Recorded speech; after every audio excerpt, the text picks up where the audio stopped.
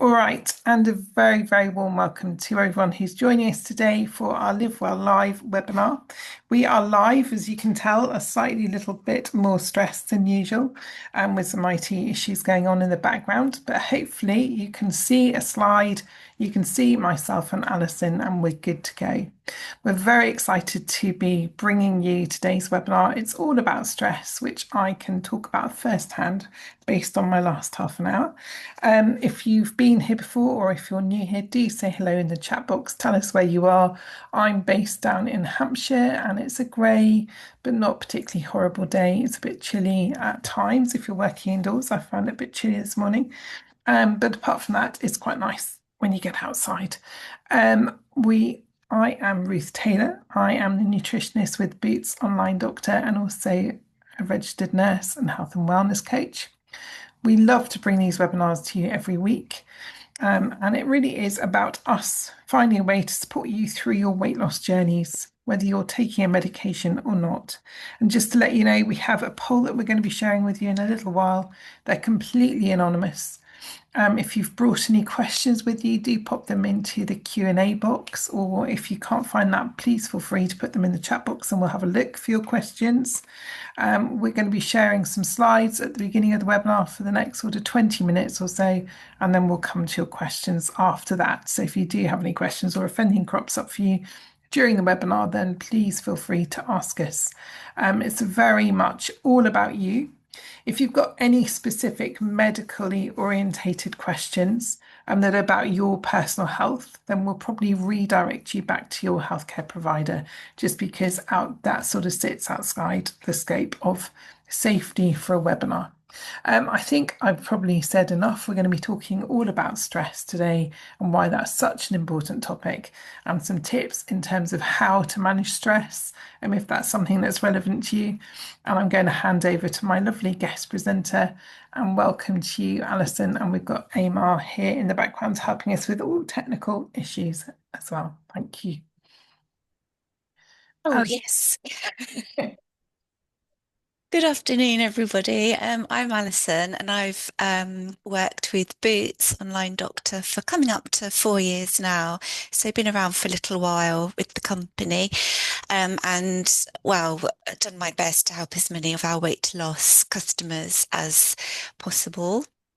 Um, I do have some experience with weight loss in children. I was involved with the NCMP program for a while and all the preventative measures that we're trying to put in place now to prevent overweight and obesity as people grow into young adults. So yeah, I dealt with many of you who shop with us for your treatments and yeah, so welcome. It's about my sixth webinar, I think, Ruth, in the series. So yeah, I'm really delighted to be a part of the team. Very much loving having you here as well as my fellow nurse colleague. It's always fun, isn't it, to work with other nurses? It is, yeah. There aren't many of us in the team actually. We're a small bunch, so yeah. Yeah, yeah. Although growing, hopefully. So that's also fun as well. Yeah. Well, maybe. All right. So we're going to talk to you a little bit, Alison, you're going to talk a little bit now about really what is stress, what stress means to you. And then we've got a poll to share with you. Somebody was saying they couldn't see it. That's because we haven't shared it yet. So sorry about that. Alison, over to you.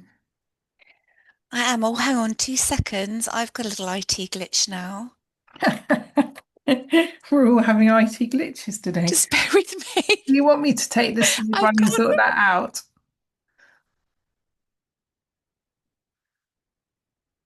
Alison, shall I carry on and you sort out your IT? Yeah, please do. Sorry, I All accidentally put righty, myself on no problem. mute. It's all good. So let's think about what stress is. And I think Alice and I give you a good indication of how life can be quite stressful, as we are finding out today. Don't know what's going on with the IT here. It's quite problematical. So apologies for any disturbance for you. So really, we want you to start thinking about what your stresses are and have a little think about maybe what triggers stress for you and what your coping strategies are. Have you got some really great coping strategies? Have you got some strategies you've learned recently or that have sort of got you through thick and thin over the last few months or years? Is there something you'd like to share with us? We know that it's quite a stressful time in terms of our world and what's going on in the world, and also in terms of what's going on in our country as well. So it's a really important time to manage our stress.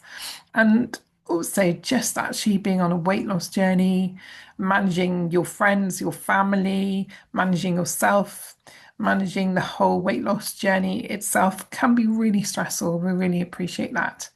So, without good stress management, what we know is that our physical health will suffer, our emotional well-being will decline, and we then are at greater risk for various reasons for gain. So, we wanted to talk through all of those things with you. So, what we want for you as a result of coming along to this webinar is to really start sort of digging in and thinking to yourself, okay, what are my triggers? What do I do when my stress is triggered? Do I have healthy behaviors as a result of that? Or is there something I could change? Am I sort of leaning into those less healthy behaviors? And is that one of the reasons I put on weight in the first place? It's really important to just sort of sit with yourself. It's not a competition. It's not about anyone else's journey. It's all about you.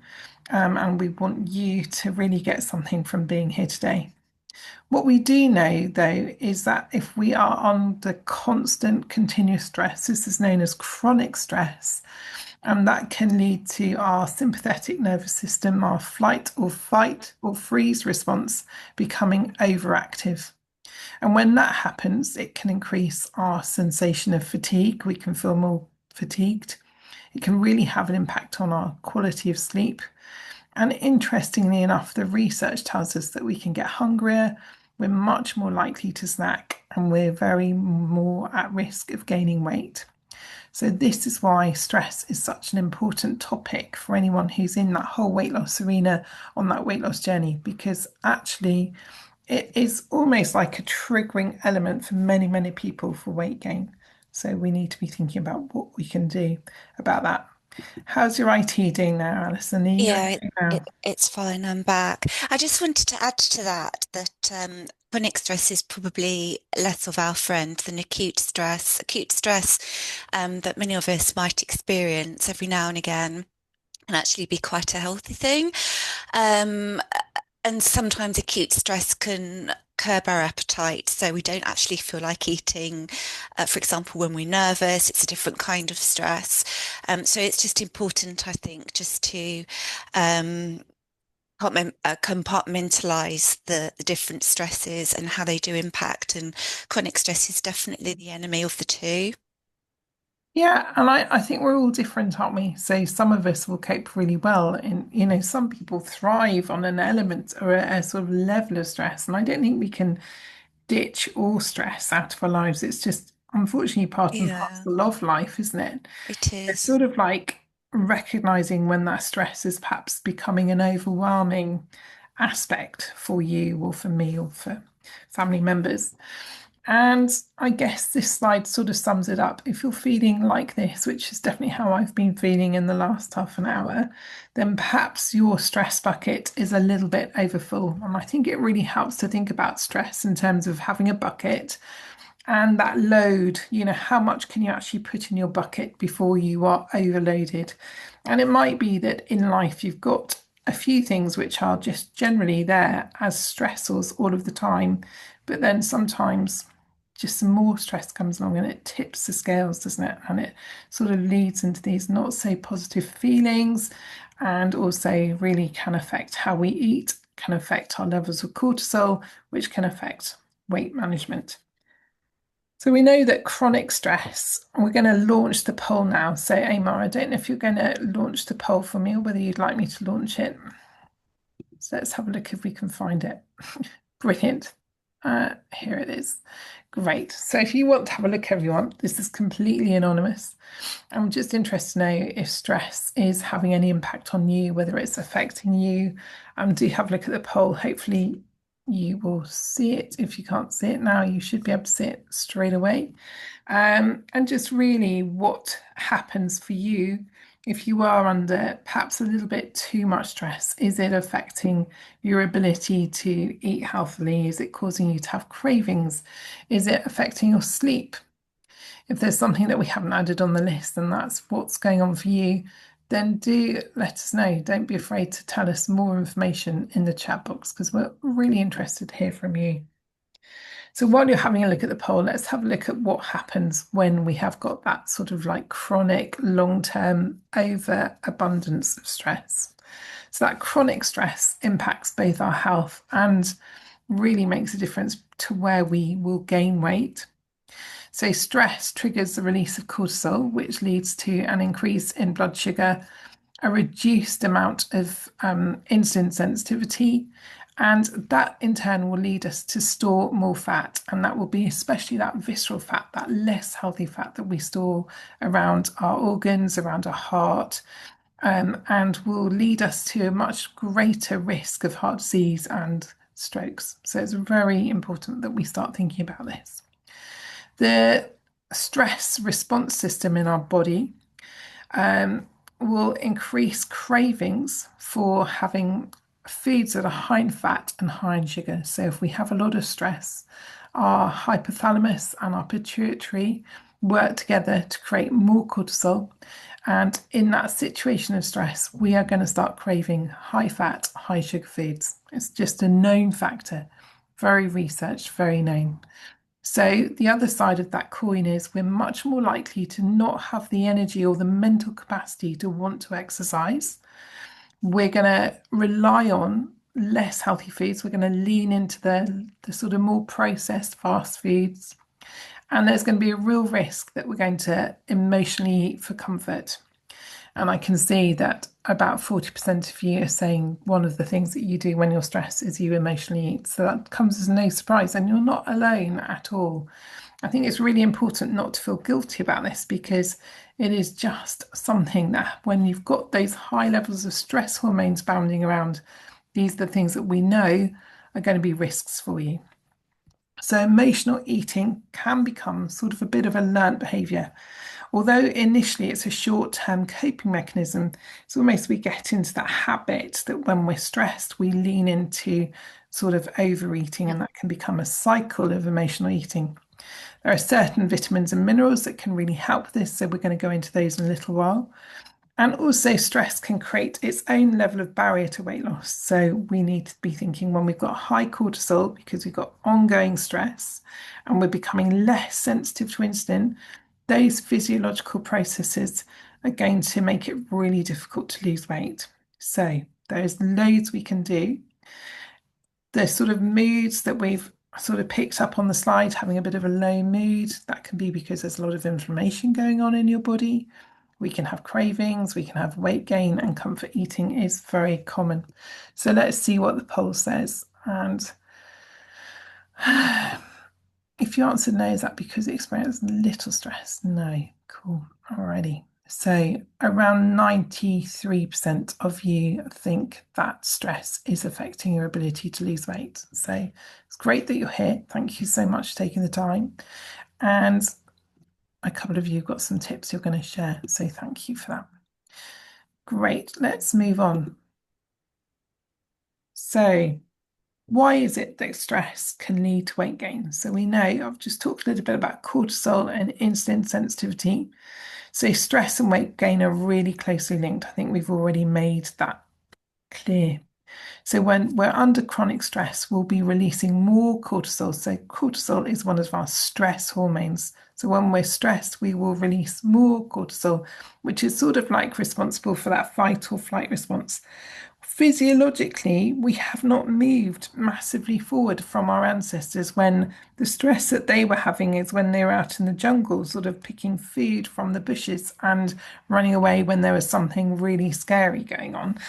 They had that physiological stress response to help them survive in that situation. And actually, even centuries later, our stress response is still the same. So we haven't changed, but obviously, what's going on in our world has changed dramatically. What's going on in our lifestyle has changed dramatically. And most of us are not as active as our ancestors were. So that sort of negating effect of being mobile isn't happening for many of us because a lot of us are sitting a lot of the time for work. So cortisol can raise our blood sugar by stimulating our liver to produce glucose.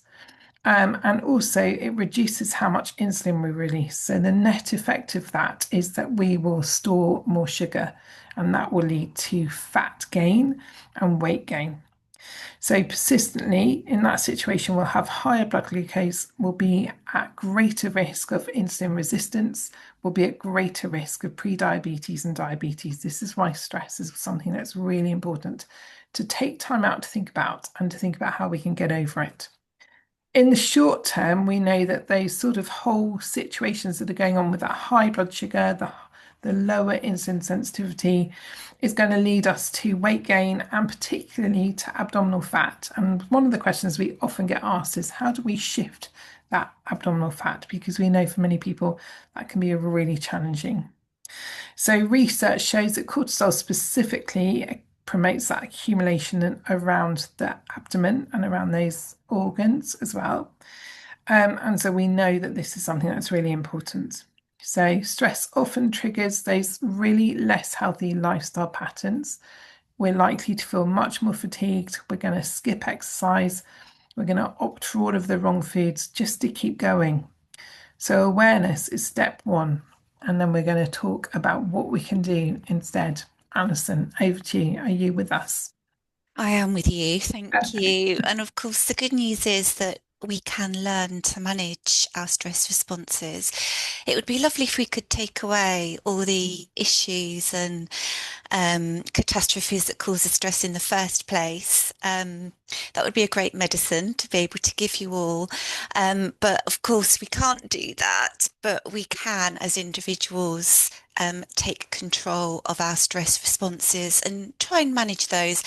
And if we're aware of how we react or how we respond to a situation, we can do so much more about it. So it's important to know your stress triggers. And of course, these vary from person to person, but spotting the signs will enable or hopefully enable you to maybe manage them better. So different signs for different people. They may include difficulty concentrating, headaches. Some people get physical symptoms such as cold hands and tight muscles, a nervous stomach. It can feel all kind of squiffy. You might feel like you need the toilet. We especially feel like that, I think, when we're nervous about something like an exam. Clenching teeth, feeling on edge and fidgety, irritable, and withdrawn. This isn't a definitive list because there are other triggers and signs um, to stress. But once you are aware, you can hopefully take action to counter these effects. And there are effective, and again, these are well researched, and we know that these can be very effective if done appropriately and to the best of your ability. So there are effective stress busting tools. Activity, of course, is probably the most well known. Going out for a walk, going swimming, exercise boosts endorphins and promotes relaxation. And whether you want to admit it or not, that can actually be really, really helpful for easing stress off. Breathing exercises calms down the nervous system. And I think we're going on to breathing in a bit, aren't we, Ruth? You're going to talk about some breath work shortly. Restful sleep, of course, again, essential for recovery and resilience.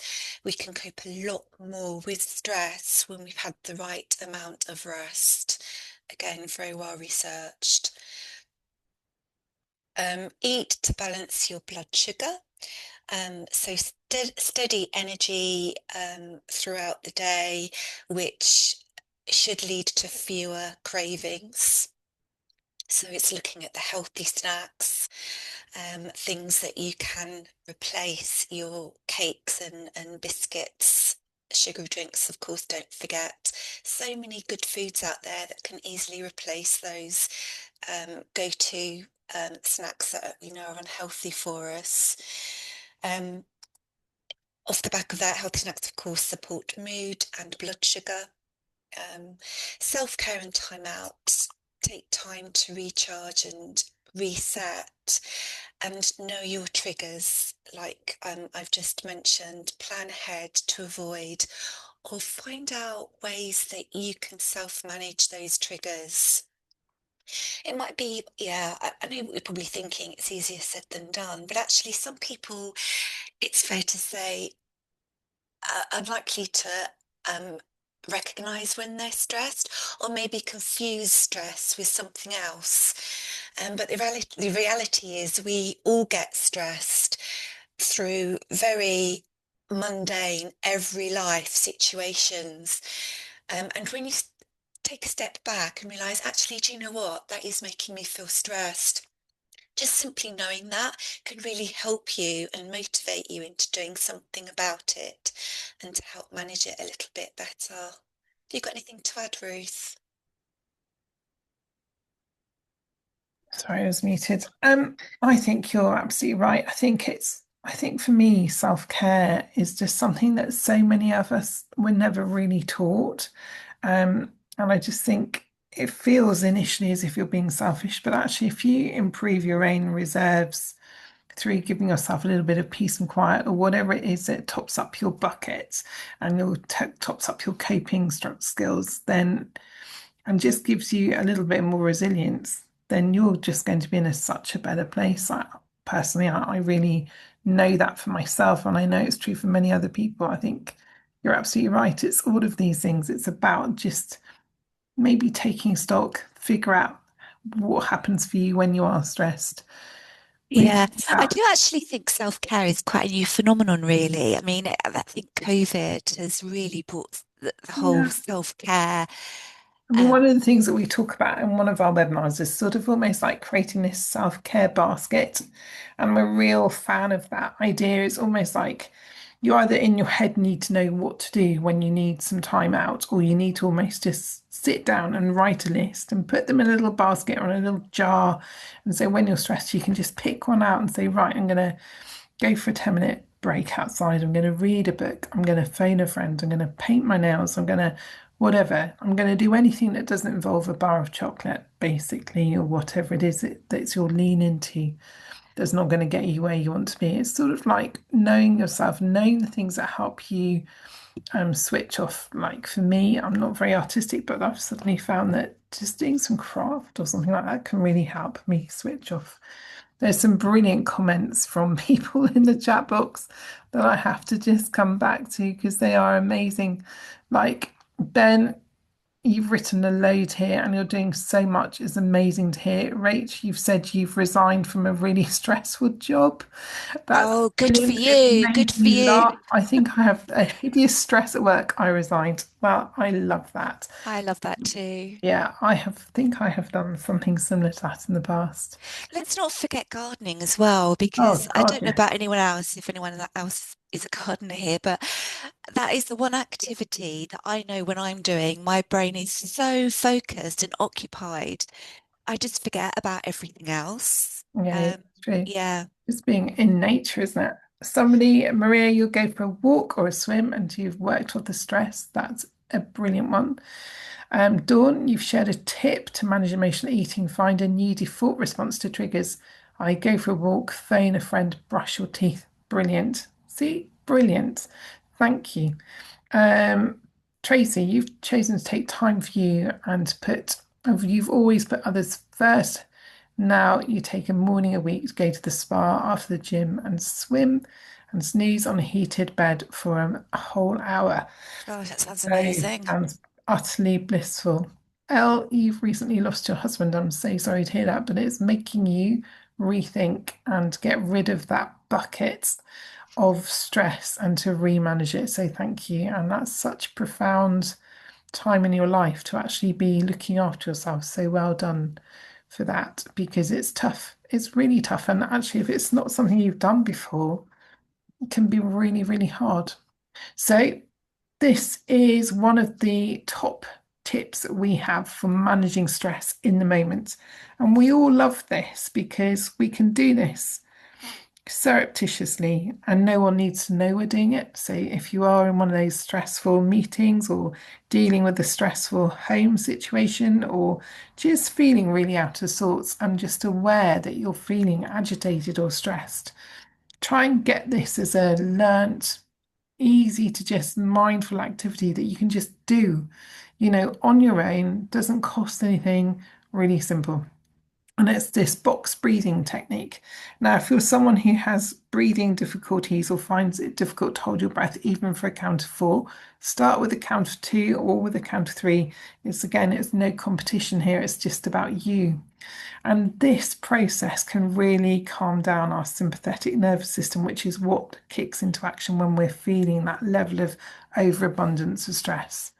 So I'll talk it through as to what we're going to do, and I'm going to do a couple of rounds with you to see if you want to join in. So what you will do is you'll start by breathing in slowly for a count of four.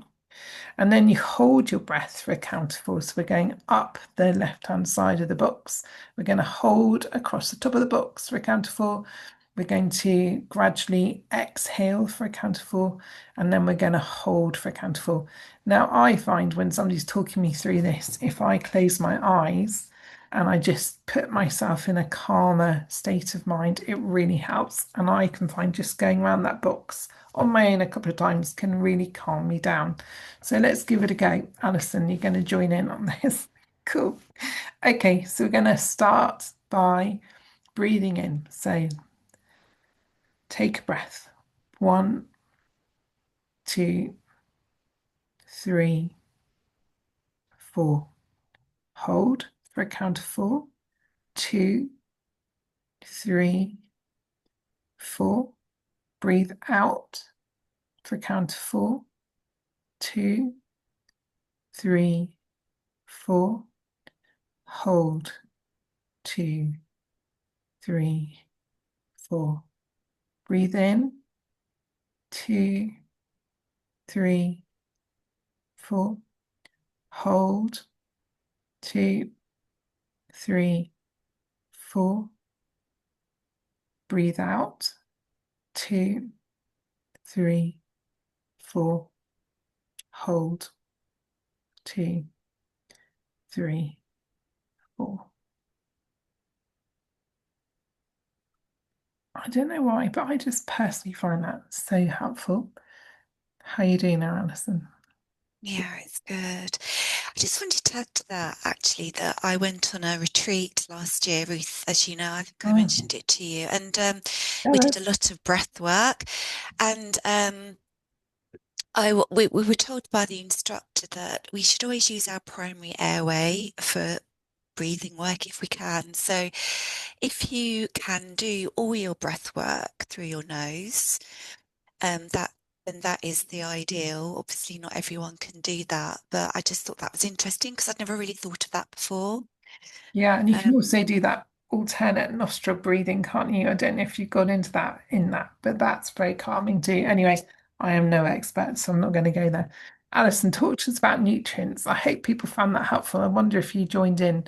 I love that. I don't know why. Talk to yeah, us. no, I did as Food. well. Yeah. Okay, right, nutrients then. So, nutrients to focus on protein. We go on about protein a lot, don't we? But it is really the ideal, and we should ensure that we get enough of this because all these foods here just hold so many good things. So if you're not eating enough of these, then please maybe think about introducing more into your diet. So foods such as beans, lentils, nuts, seeds, all those good things. I'm vegan, so I wouldn't eat fish, dairy, meats, and poultry, but obviously they're in there because they do contain protein. But of course, we must be careful not to overeat those particular food groups. So protein is important during stressful periods. Because it provides amino acids needed to produce neurotransmitters, and neurotransmitters regulate mood and help the body manage stress. So, if you can see how important protein is to enable us to manage stress, and we can't get it unless we take it in. So, it's important it's in our diet. It also plays a role in maintaining healthy blood sugar levels, which can be affected by stress, and also supports the body's stress response hormones. Magnesium, we do need more of this when we are stressed. So think about, again, the right foods that will provide you with enough magnesium. Again, beans, lentils, chickpeas, avocado nuts, and dark chocolate. I know dark chocolate isn't everyone's cup of tea. Um, Magnesium also helps to regulate the nervous system, which then helps to balance stress hormones like cortisol and also promotes relaxation. So it helps with muscle tension, sleep quality, and actually may reduce anxiety. So um, stress does usually come with a little element of anxiety, or actually some people are more anxious and stressed maybe. Normally the two come together. So think about your magnesium intake in helping to support and manage that. And also your B vitamins, lots of green leafy vegetables, brown rice, salmon, if you eat fish, meats, organ meats. Oh, I don't know what we actually mean by organ meats. Do we mean liver? Yeah. Okay. Legumes, legumes and eggs. Have I said that right? I don't know what legumes are, Ruth. I'm so sorry. Oh, so things like lentils and beans and pulses, your favourite food, Oh, Alison. okay, my fave. Fine. Oh, okay, my faves. Okay, I feel really ignorant for not knowing that, so excuse me. Vitamin C, citrus fruits, peppers, berries, and broccoli. Brilliant. Legumes. Okay, Yeah. good. Thank you. So, I mean, I think the key there is what we know is, or what I know from all of my research about the nutritional aspect is when we are stressed, our bodies will utilize more of these vitamins and minerals then we will, we'll find it very difficult unless we're replacing them with our diet, making sure that we're really on it, then we're going to be utilizing them and we can become a little bit insufficient in some of these. So really, really need to think about that.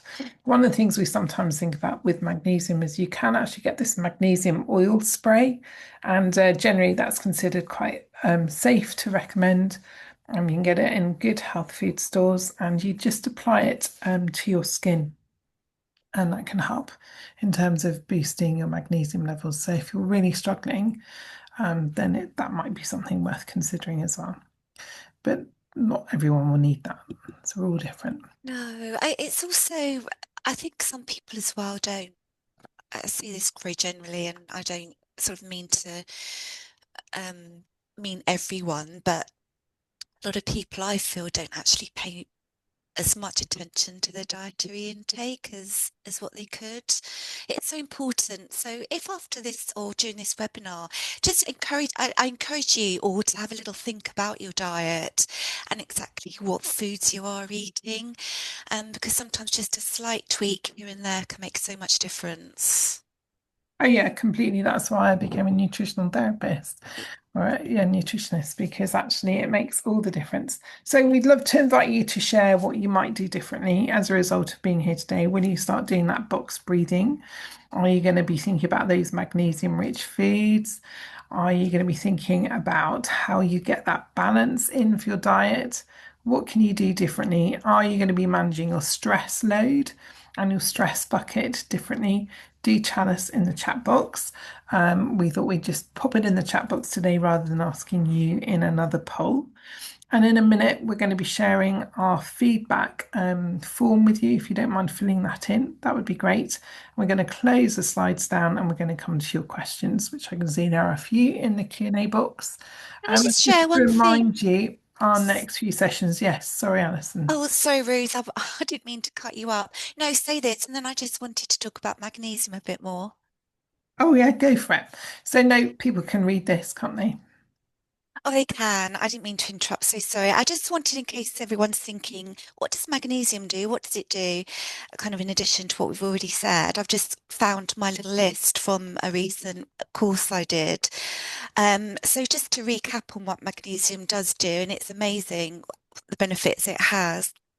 So it provides or can help towards normal muscle function, normal functioning of the nervous system, normal protein synthesis, the process of cell division, maintenance of normal bone and teeth, electrolyte balance in blood and tissues, normal energy, yielding metabolism, and reduction of tiredness and fatigue. So absolutely beneficial all round.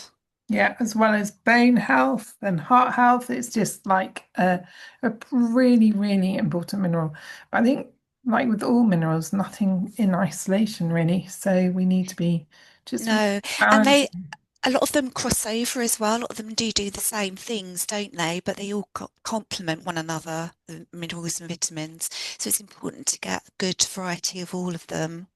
Yeah, and I think that's where food is such an important element of how we get that balance because actually in nature, many foods are packaged with a variety of the minerals and vitamins as well. So, although we're talking about certain foods being rich, they're the sort of richer sources of magnesium. They're not just going to have magnesium in, they're going to have other minerals important to you as well, like calcium or potassium. So, it's sort of like everything gets in the natural form. Foods are pretty amazing. Great. So, let's see what you're going to do.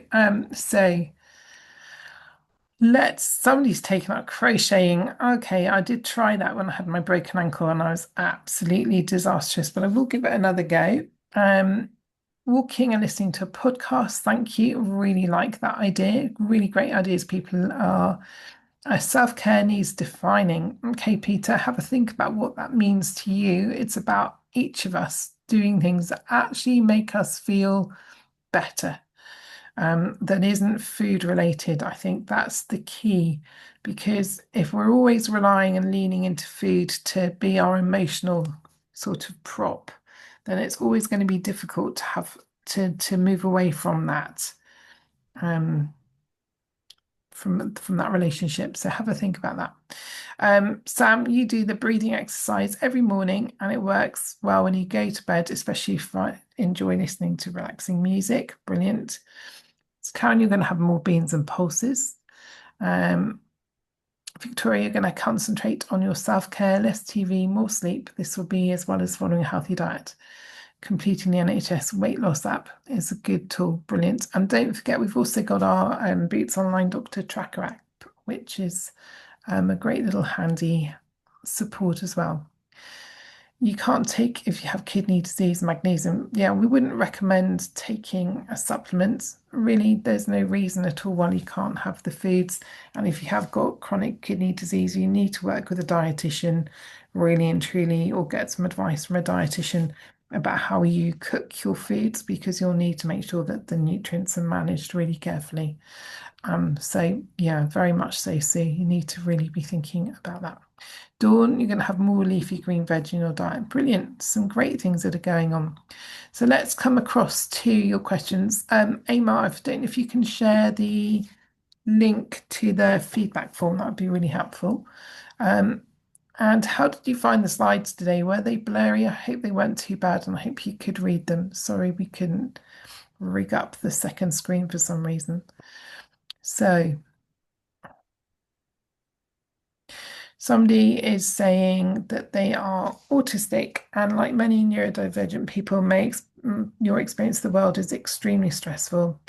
Um, It's we so really true. do understand that.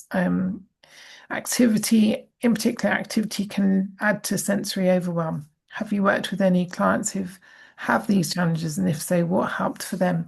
I think our experience is growing in terms of working with people with neurodiversity, and our understanding is changing, isn't it? So I think it is about, I don't know what I think we'll both add in this, but my understanding or limited understanding is it's about you as an individual. And it's about finding the things that trigger you so that you can circumnavigate those or almost be prepared in advance for those. So almost but also just having some practices in place that you do all of the time. You don't wait for that stress to build because where you have that autistic diagnosis, your sensitivity to stress may be greater than somebody who isn't dealing with that neurodivergent problem or issue.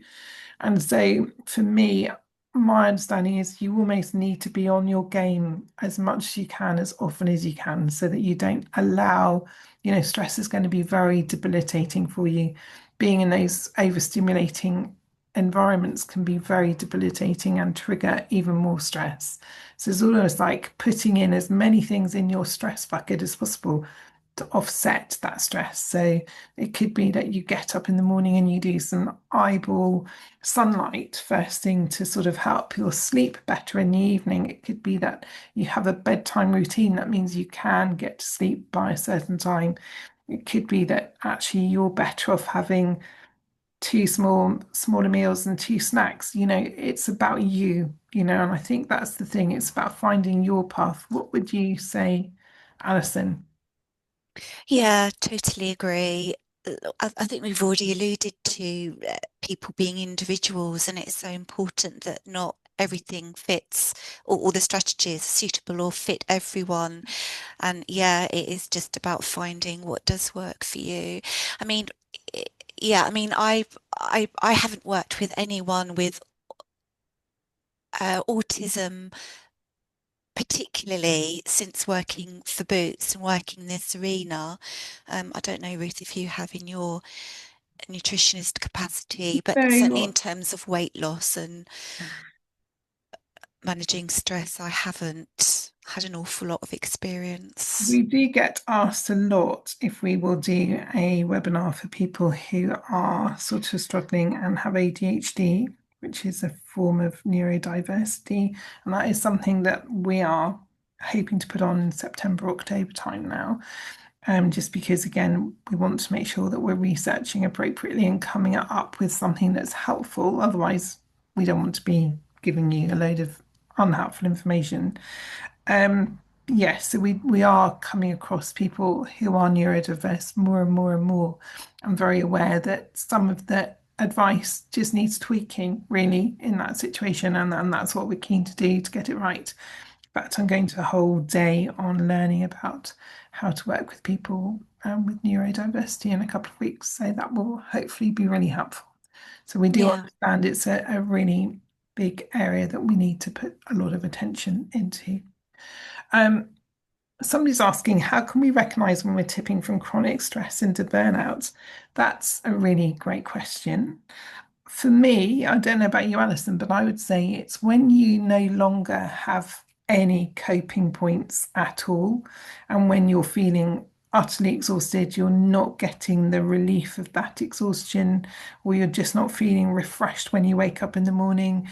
You're not looking forward to events. You have lost your joy perhaps a little bit for life or the things that used to give you joy.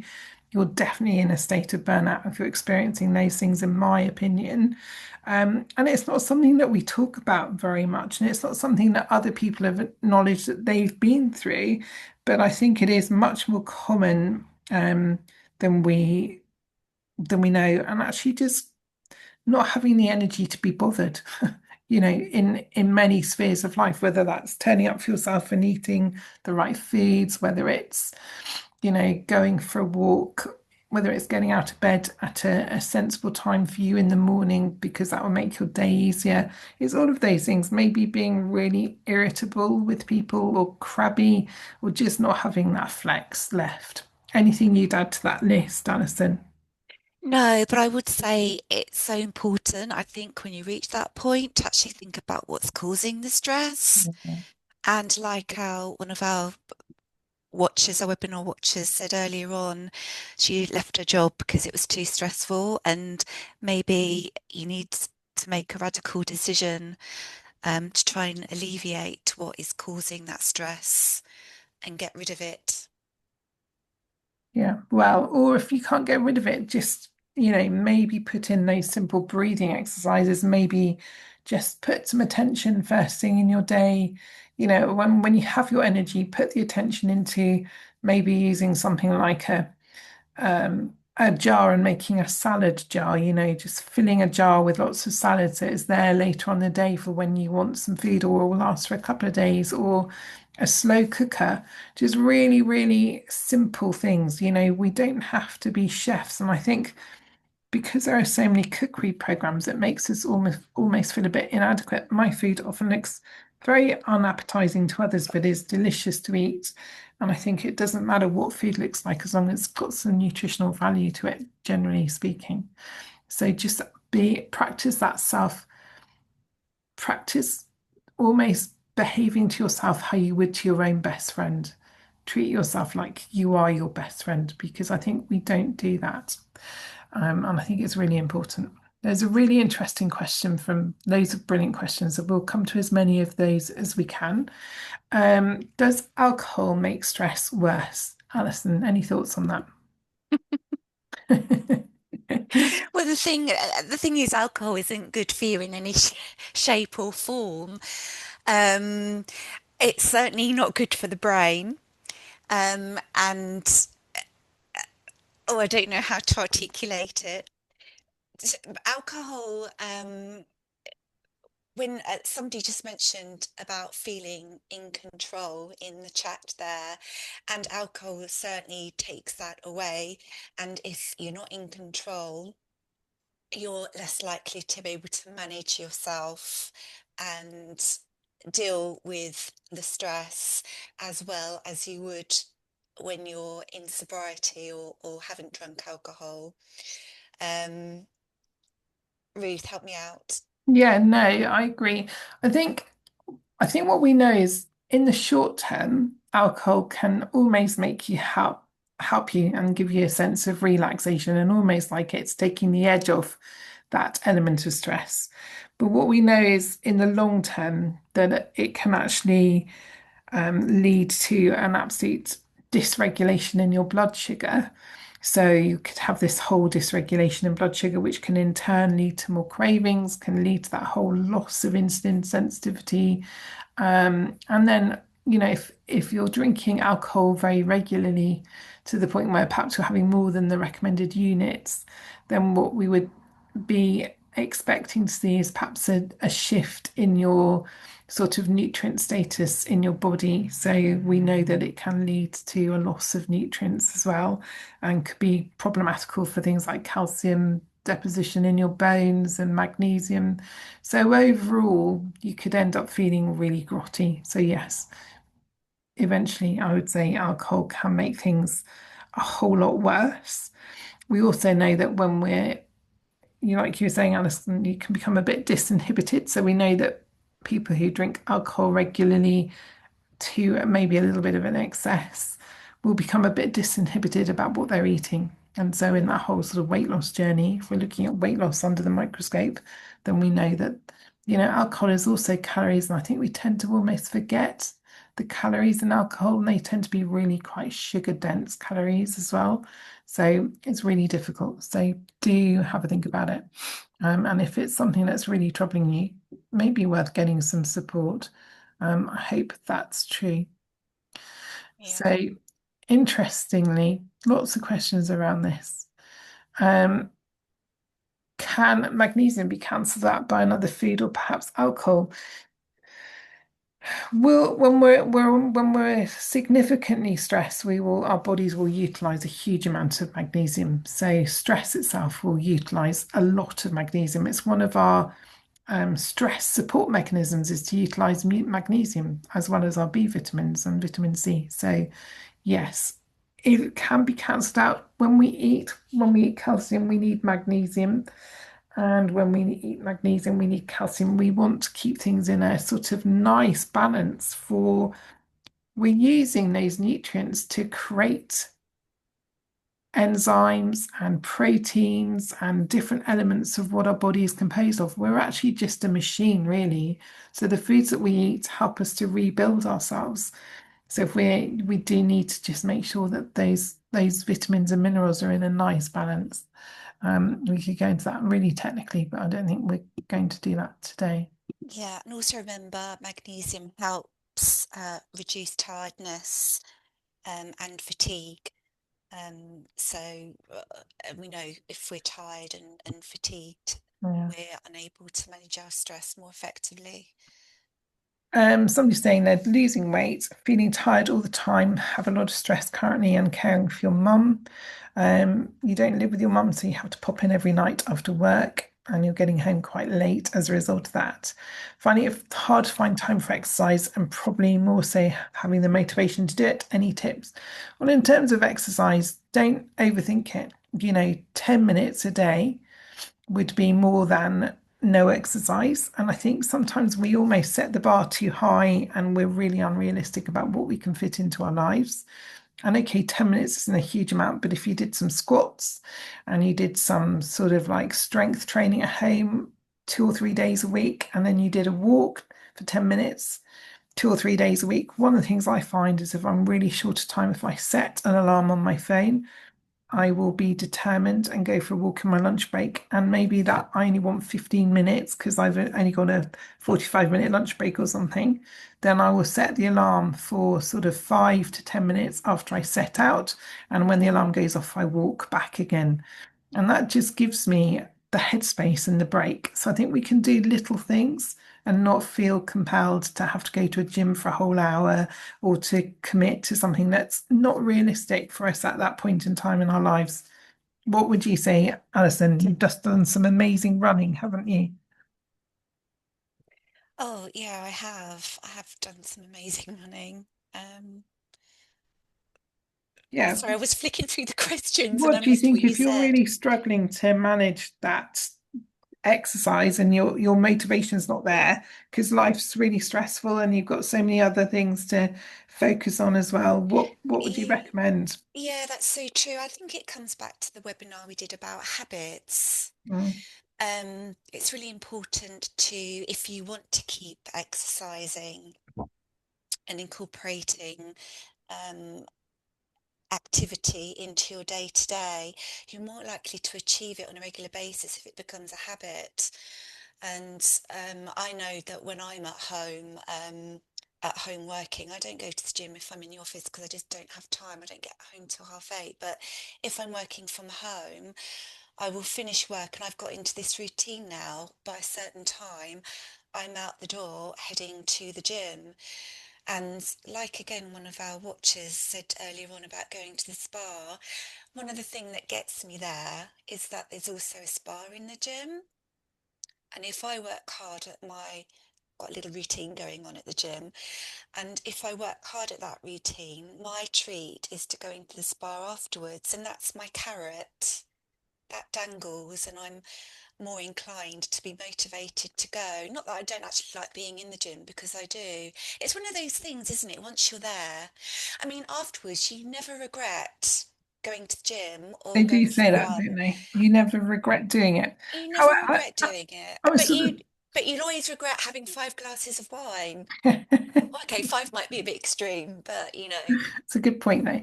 I sort of also just think if you're in that situation that the question was alluding to, that high stress, busy day, not getting home till late, no motivation, you're probably really exhausted. So actually maybe the first step is to just start with some self-care. Get the self-care nailed, don't put yourself under pressure to do everything right. Actually look after yourself, eat well, sleep well, do some self-care. And then if you've got all of that going on, and you've then got 10 minutes in your day, that isn't going to be the sort of straw that breaks the camel's back. Go for a little walk. I think we all need to be very realistic. There are times in our life when we cannot be perfect, and it's okay as well. And actually, that's the other flip of the coin is if we're really pushing ourselves to be perfect, and it can be the straw that breaks our camel's back too. I'm not saying don't bother. I'm just saying just recognize perhaps the times when bothering or pushing yourself too hard is just going to make things so much worse. And I think do the research around exercise and weight loss is actually the number one thing that is going to help you lose weight is being consistent with what you eat and turning up every day for that as much as you possibly can. Getting that right 80% of the time. Exercise comes in when you want to get that muscle mass right, when you want to get that resistance training in, which we can do in very short bursts. And there's a lot of stuff around the HIIT training that can be really as helpful. Doing 3 minutes of high intense training can be as helpful for some people, not for everyone, as a long session. So we're all different. I think Yeah. just focus on And sleep and food. Do those things like for yourself. I've mentioned before, Ruth, sorry to interrupt again, in one of the previous webinars, I think once you start to feel the results of exercise, it does make you more motivated to keep going. But it's just getting over that initial few months or so, because you do need that consistency in the early weeks and months before you do start to feel the benefits. But once you do, I really feel it does give you that motivation to keep going. And Chris, thank you. Chris does his exercise at 6:30 in the morning, gets it done, it's out the way. Great Yeah, start to the day. June is the month of light. You know, we can get up at 4:30 now. It's yeah. beautiful outside. We can stay up till 10. So Mm. take advantage of that. I'm not joining at 4:30 in the morning. I'm sorry, Alison. There's just no way. Somebody is Just saying. saying that they put on 3 stone in weight due to lots of ongoing stress. They've got all sorts of horrible health issues. They've had a heart attack sort of 20 years ago, lots going on, and just setting out on a health journey. Follow the core meal plan. Amar, if you can share the core meal plan, that's a great place to start as well, as alongside taking one of the weight loss medications. Just get your eating right. Don't be perfect. Just really just get it, as right as you can. Start somewhere, maybe start with breakfast if that's the one meal that's easiest for you to start with. It really is just about you. We're not in competition with one another. Um, yeah, okay, so we've done that. When you said about the Beats app, there's a Beats tracker app. So you have a look at that on your app store. It's available on all of the app stores. Have a look. It's just a nice little tracker app, and it's going to have more and more resources in there available to you. Just to keep you motivated and going.